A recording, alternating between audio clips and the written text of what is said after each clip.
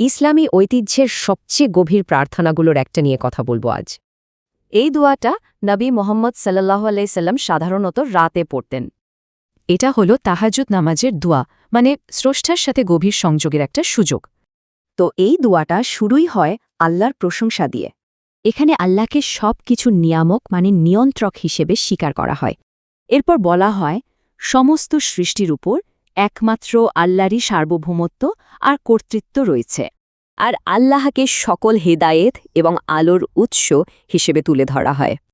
এই প্রশংসার পরেই আসে বিশ্বাসের মূল ভিত্তিগুলো। মূল ঘোষণাটা হল আল্লাহই হলেন চূড়ান্ত এবং পরম সত্য, আর এই সত্যের ভিত্তিতেই ঈমানের বাকি স্তম্ভগুলো নিশ্চিত করা হয়। এই প্রত্যেকটা পয়েন্ট আসলে ওই কেন্দ্রীয় সত্যটাকেই আরও মজবুত করে। বিশ্বাসের এই ঘোষণার পর দুয়াটা একটা গভীর ব্যক্তিগত দিকে মন নেয়। এই ধাপগুলো খেয়াল করলে দেখবেন এটা স্রষ্টার কাছে পুরোপুরি ফিরে যাওয়ার একটা প্রক্রিয়া। আর এই আত্মসমর্পণের পরেই আসে ক্ষমা চাওয়ার পালা। এখানে জীবনের সব ভুলের জন্য মানে ব্যাপক ক্ষমার আবেদন করা হয়েছে।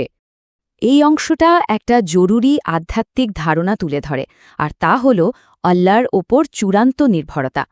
দুয়াটা শেষ হয় আবারও আল্লাহর একক সত্তাকে স্বীকার করার মাধ্যমে। বিশ্বাস প্রকাশের এটাই চূড়ান্ত পর্যায়, যা পুরো দোয়াটির মূল ভিত্তি।